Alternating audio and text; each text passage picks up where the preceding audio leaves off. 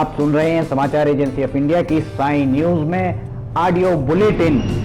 नमस्कार, आप सुन रहे हैं समाचार एजेंसी ऑफ इंडिया में बुधवार 26 अगस्त का राष्ट्रीय ऑडियो बुलेटिन। अब आप शरद खरे से समाचार सुनिए। देश में जेईई और नीट परीक्षा आयोजित करने को लेकर विवाद छिड़ा हुआ है। एक और जहां विपक्षी पार्टियां लगातार सरकार के परीक्षा कराने के फैसले को लेकर सवाल उठा रही हैं, वहीं परीक्षा आयोजित करने वाली नेशनल टेस्टिंग एजेंसी का कहना है कि अब परीक्षा को और अधिक नहीं टाला जा सकता। यह विवाद यहां तक पहुंच गया है कि इसे लेकर कांग्रेस की अंतरिम अध्यक्ष सोनिया गांधी को कांग्रेस शासित राज्यों के मुख्यमंत्रियों, पश्चिम बंगाल की मुख्यमंत्री ममता बनर्जी और महाराष्ट्र के मुख्यमंत्री उद्धव ठाकरे के साथ बैठक करने का फैसला करना पड़ा। वहीं दूसरी ओर सुप्रीम कोर्ट परीक्षा कराने की अनुमति दे चुका है। हालांकि विपक्ष का अभी भी कहना है कि परीक्षा कराने से 28 लाख विद्यार्थियों के कोरोना की चपेट में आने का खतरा बढ़ जाएगा। इस बीच दिल्ली आईआईटी के डायरेक्टर वी राम गोपाल राव ने कहा है कि संयुक्त प्रवेश परीक्षा और राष्ट्रीय पात्रता सह प्रवेश परीक्षा की परीक्षाओं में और देरी का न केवल एकेडमिक कैलेंडर पर बल्कि प्रतिभाशाली विद्यार्थियों के करियर पर भी गंभीर असर पड़ेगा। वी राम गोपाल राव ने कहा कि इन परीक्षाओं में और देरी करने से आईआईटी के एकेडमिक कैलेंडर और अभ्यर्थियों के लिए गंभीर परिणाम हो सकते हैं। लाखों विद्यार्थियों के लिए यह एकेडमिक सत्र बेकार चला जाएगा। उन्होंने एक सोशल मीडिया पोस्ट में लिखा है कि हम पहले ही 6 महीने गवा चुके हैं। अगर हम सितंबर में परीक्षाएं कराते हैं तो हम कम से कम दिसंबर में तो आईआईटी में सत्र ऑनलाइन ही सही आरंभ कर सकते हैं। ऐसे समय में परीक्षा की पैटर्न या प्रवेश प्रक्रिया से छेड़छाड़ भी सभी के लिए नुकसानदेह और अनुचित होगी। उत्तर प्रदेश के गौतम बुद्ध नगर यानी नोएडा जिले की एक खिलौना बनाने वाली फैक्ट्री में भीषण आग लग गई है। नोएडा सेक्टर 63 में स्थित इस फैक्ट्री में भीषण आग के बाद दमकल की गाड़ियां पहुंच चुकी हैं। आग बुझाने का काम जारी है। फिलहाल किसी के घायल होने या मरने की कोई सूचना नहीं है।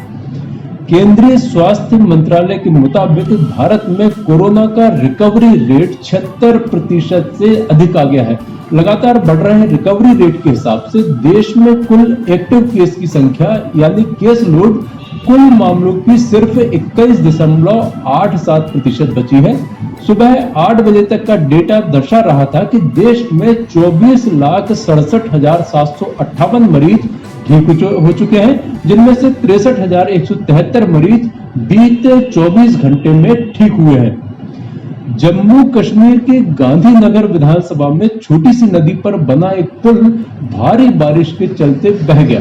तेज बारिश और बहाव के कारण पुल पहले से ही झुक गया था और उस पर लोग नहीं थे। पुल के दोनों तरफ लोग खड़े थे और वीडियो बना रहे थे। पानी का बहाव इतना तेज था कि पुल इसे झेल नहीं पाया और पूरा का पूरा हिस्सा लोगों के देखते ही देखते ढह गया। रिपोर्ट्स के मुताबिक गांधीनगर विधानसभा के गढ़ीगढ़ इलाके में मौजूद यह पुल मोराली से जीवन नगर जाने वाली रोड पर बना हुआ है। छत्तीसगढ़ के सूरजपुर जिले में एक बीमार महिला और उसके नवजात बच्चे को एम्बुलेंस तक पहुंचाने के लिए ग्रामीणों ने उन्हें टोकरी में बैठाकर 6 किलोमीटर लंबा रास्ता पैदल तय किया। दोनों की हालत स्थिर है। सूरजपुर जिले के अधिकारियों के अनुसार एम्बुलेंस को घने जंगलों के मध्य बसे गांव तक पहुंचाना संभव नहीं था, इसलिए यह प्रयास किया गया। हालांकि अब गांव तक सड़क बनाने पर विचार किया जा रहा है। जिले के ओड़गी विकास खंड के अंतर्गत बैजनपाट गांव निवासी कृष्णा प्रसाद यादव ने बुधवार को बताया कि उनकी 22 साल की पत्नी रामदसिया ने इसी महीने एक बच्चे को जन्म दिया है। बच्चे के जन्म के बाद से ही मां की हालत ठीक नहीं थी। हेट स्पीच एक अपराध है। इसी अपराध के चक्कर में उत्तर प्रदेश के प्रयागराज से हीर खान नाम की महिला को गिरफ्तार किया गया है। हीर खान ने हिंदू देवी देवताओं और देवी सीता को गाली दी थी। अब हीर खान के बहाने ही उपासना आर्य नाम की महिला ने मुस्लिमों, पैगंबर मोहब्बत और हीर खान को अपशब्द कहे हैं। उपासना आर्य का गालियों वाला वीडियो वायरल होने के बाद ट्विटर पर उनकी गिरफ्तारी की मांग उठी है और #अरेस्ट उपासना आर्य ट्रेंड हो रहा है। उपासना आर्य का एक वीडियो सोशल मीडिया पर वायरल है। हालांकि समाचार एजेंसी ऑफ इंडिया इस वीडियो की पूर्णतः सत्यता की पुष्टि नहीं करता है। इस वीडियो में उपासना आर्य देवी सीता को गाली देने वाली हीर खान के बहाने पैगंबर मोहम्मद और मुसलमानों के बारे में गालियां बक रही है। इस मामले में पुलिस को टैग करके अपील की जा रही है कि उपासना के खिलाफ केस दर्ज करके सख्त कार्रवाई की जाए। सुप्रीम कोर्ट ने बुधवार को लोन मोरेटोरियम की अवधि में ब्याज पर से छूट के मामले में केंद्र सरकार को फटकार लगाई। कोर्ट ने मामले की सुनवाई करते हुए केंद्र सरकार से कहा कि वह रिजर्व बैंक ऑफ इंडिया के पीछे नहीं छुप सकती है। केंद्र की टिप्पणी कि कारोबार और बैंक प्रभावित होंगे, सुप्रीम कोर्ट ने तीखी प्रतिक्रिया व्यक्त करते हुए कहा, ऐसा इसलिए हुआ क्योंकि आपने पूरे देश को बंद कर दिया था। सुप्रीम कोर्ट ने सरकार से कहा है कि वह 1 सितंबर तक याचिका पर अपना रुख स्पष्ट करे, जिसमें कहा गया है कि कोरोना वायरस लॉकडाउन के दौरान लोन के ब्याज को रद्द कर दिया जाए। कोर्ट ने कहा कि केंद्र ने छूट देने के लिए आपदा प्रबंधन अधिनियम के तहत पर्याप्त अधिकार होने के बावजूद अपना रुख स्पष्ट नहीं किया है। सॉलिसिटर जनरल तुषार मेहता ने कहा कि एक ही समाधान सभी के लिए नहीं हो सकता है। कोर्ट ने कहा है कि आप केवल व्यवसाय में रुचि नहीं ले सकते हैं, लोगों की पीड़ाओं के बारे में भी जानना होगा। समाचारों के बीच में हम आपको यह जानकारी भी दे दें कि मौसम के अपडेट्स जानने के लिए समाचार एजेंसी ऑफ इंडिया के चैनल पर रोजाना अपलोड होने वाले वीडियो अवश्य देखें। मौसम से संबंधित अपडेट्स मूलतः किसानों, निर्माण कार्य करवाने वालों आदि के लिए फायदेमंद साबित हो सकते हैं। समाचार एजेंसी ऑफ इंडिया के द्वारा अब तक मौसम के जो पूर्वानुमान जारी किए गए हैं वे 95 से 99% तक सही साबित हुए हैं। राष्ट्रीय स्वयंसेवक संघ आरएसएस के मुखपत्र पांचजन्य में बॉलीवुड एक्टर और फिल्म मेकर आमिर खान पर तीखा हमला बोला गया है। मुखपत्र ने आमिर खान को ड्रैगन का प्यारा खान बताया है। आमिर खान द्वारा तुर्की के राष्ट्रपति की पत्नी एमिन एर्दोआन से मुलाकात और चीनी प्रोडक्ट्स के विज्ञापन करने को लेकर निशाना साधा गया है। पांचजन्य के लेख में पूछा गया है कि क्यों सेक्युलर खान ने अपनी फिल्म की जम्मू कश्मीर मामले पर पाकिस्तान का समर्थन करने वाले तुर्की में शूटिंग की।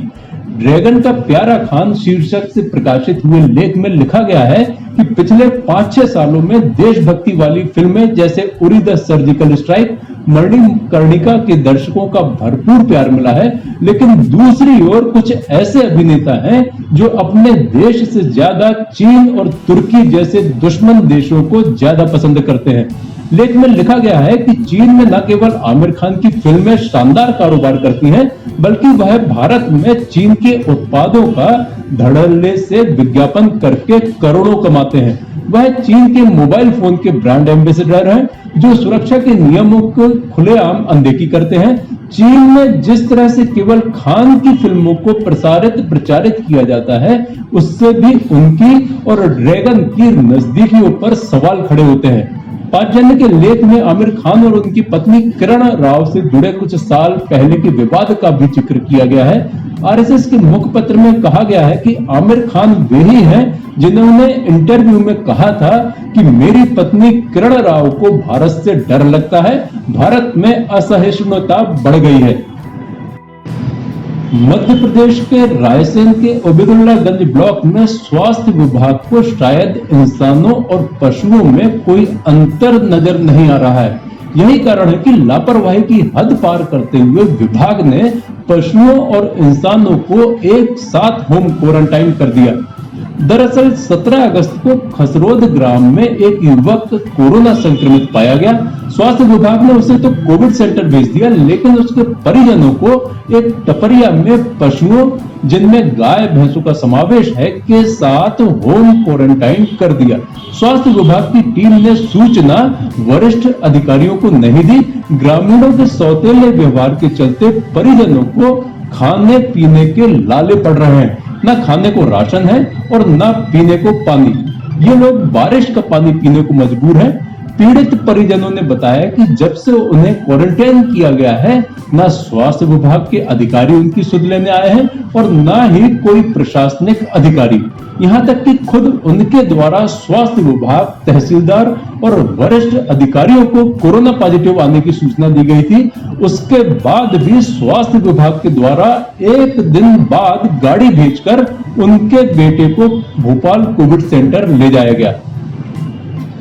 कांग्रेस के पूर्व अध्यक्ष राहुल गांधी ने देश की अर्थव्यवस्था को लेकर ट्वीट करते हुए एक बार फिर मोदी सरकार पर निशाना साधा है। राहुल गांधी ने कहा है कि जिस खतरे के बारे में मैं कई महीनों से आगाह कर रहा था, उसे अब रिजर्व बैंक ऑफ इंडिया ने भी मान लिया है। राहुल गांधी ने ट्वीट करके कहा कि ध्यान भटकाने से नहीं, बल्कि खर्च बढ़ाने और गरीबों के हाथों में पैसे देने से अर्थव्यवस्था पटरी पर आएगी। राहुल गांधी ने एक अखबार की रिपोर्ट ट्वीट करके लिखा कि जिस बारे में मैं महीनों से चेतावनी दे रहा था, उसकी अब आरबीआई ने पुष्टि कर दी है।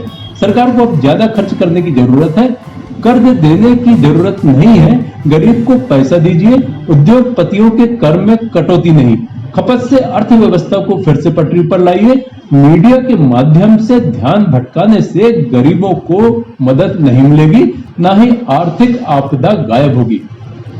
मूडीज इन्वेस्टर्स सर्विस ने स्टेट बैंक ऑफ इंडिया की बेसलाइन क्रेडिट असेसमेंट को डाउनग्रेड करते हुए BA1 से BA2 कर दिया है। रेटिंग एजेंसी ने आर्थिक मंदी के कारण देश के सबसे बड़े ऋणदाता की परिसंपत्तियों की गुणवत्ता में सुधार और मुनाफे में अपेक्षित देरी को डाउनग्रेड के लिए जिम्मेदार ठहराया। मूडीज ने कहा कि यह संभावना नहीं है कि अगले 12 से 18 महीनों में रेटिंग अपग्रेड कर दी जाएगी, लेकिन भारत की रेटिंग आउटलुक बदलकर स्थिर हो जाए तो इसकी रेटिंग आउटलुक स्थिर हो सकती है। भारत की संप्रभु रेटिंग डाउनग्रेड होने पर मूडीज SBI की रेटिंग को नीचे कर सकता है। देश में कोरोना संक्रमित मरीजों की तादाद 32,50,109 पहुंच गई है। इसमें से सक्रिय मरीजों की तादाद 7,13,080 और रिकवर्ड मरीजों की तादाद 24,76,693 है। इस बीमारी से हुई मृत्यु का आंकड़ा 59,768 हो गया है। कोरोना संक्रमितों के एक्टिव मरीजों की तादाद जिन राज्यों में 10,000 से अधिक हो गई है, उनमें महाराष्ट्र में सर्वाधिक 1,65,921 एक्टिव मामले हैं। इसके बाद आंध्र प्रदेश में 89,932 एक्टिव मरीज, कर्नाटक में 82,410 एक्टिव मरीज, तमिलनाडु में 52,128, उत्तर प्रदेश में 51,325, उड़ीसा में 27,638, पश्चिम बंगाल में 27,349, तेलंगाना में 25,685, केरल में 21,232, बिहार में 19,571, असम में 19,515, गुजरात में 14,653, राजस्थान में 14,607, पंजाब में 14,254, मध्य प्रदेश में 12,225, दिल्ली में 11,998 और झारखंड में 10,077 एक्टिव मामले हैं। आप सुन रहे थे समाचार एजेंसी ऑफ इंडिया में बुधवार 26 अगस्त का राष्ट्रीय ऑडियो बुलेटिन। बृहस्पतिवार 27 अगस्त को एक बार फिर हम ऑडियो बुलेटिन लेकर उपस्थित होंगे। यदि आपको ये ऑडियो बुलेटिन पसंद आ रहे हो तो आप इन्हें लाइक, शेयर और सब्सक्राइब अवश्य करें। अभी आपसे अनुमति लेते हैं। नमस्कार। आइए हम आपको बताते हैं समाचार एजेंसी ऑफ इंडिया के चैनल को आपको किस तरह सब्सक्राइब करना है। समाचार एजेंसी ऑफ इंडिया के चैनल को सब्सक्राइब करने के लिए आप सबसे पहले ब्राउज़र खोलिए, या तो आपके पास यूट्यूब होगा, यूट्यूब को खोलिए। यूट्यूब में आप सर्च करिए, सर्च बटन पर टाइप कीजिए LIMTY स्पेस दीजिए KHARE। जैसे ही आप ये करते हैं, ये आपके सामने खुल जाएगा। इसके खुलने के बाद आप देख सकते हैं यहाँ पर साई SAI आपको ये दिखाई दे रहा है। लाल रंग का जो बटन आपको ये दिख रहा है, लाल रंग का, इसको आप क्लिक करिएगा। जैसे ही आप इसको क्लिक करते हैं, इसका रंग लाल नहीं रह जाएगा। इसके बाद दाएं कोने पर जाइए, दाएं कोने पर ऑल पर्सनलाइज नन, इसमें आप ऑल को क्लिक कर दीजिए। जैसे ही आप ऑल पर्सनलाइज बटन को प्रेस करेंगे, ऑल बटन दबाएं। जैसे ही आप ऑल बटन दबाते हैं, आप इस चैनल को सब्सक्राइब कर देते हैं। इसके बाद आप देखेंगे यहाँ पर सब्सक्राइब वाला बटन आपको लाल नहीं दिखाई देगा। आप सब्सक्राइब समाचार एजेंसी ऑफ इंडिया की साइन न्यूज़ या समाचार एजेंसी ऑफ इंडिया को सब्सक्राइब करते जैसे ही आप करेंगे, उसके बाद समाचार एजेंसी ऑफ इंडिया और साइन न्यूज़ पर जैसे जैसे वीडियोस अपलोड होंगे वैसे ही बिना देर के आपको ये सारे वीडियोस के नोटिफिकेशंस आने चालू हो जाएंगे। आप समाचार एजेंसी ऑफ इंडिया की सारे वीडियोस देख सकेंगे। आप इसका लाभ ज़रूर उठाइए, सब्सक्राइब करिए और दोस्तों को कहिए वे भी सब्सक्राइब करें, लाइक करिए, शेयर करिए। नमस्कार।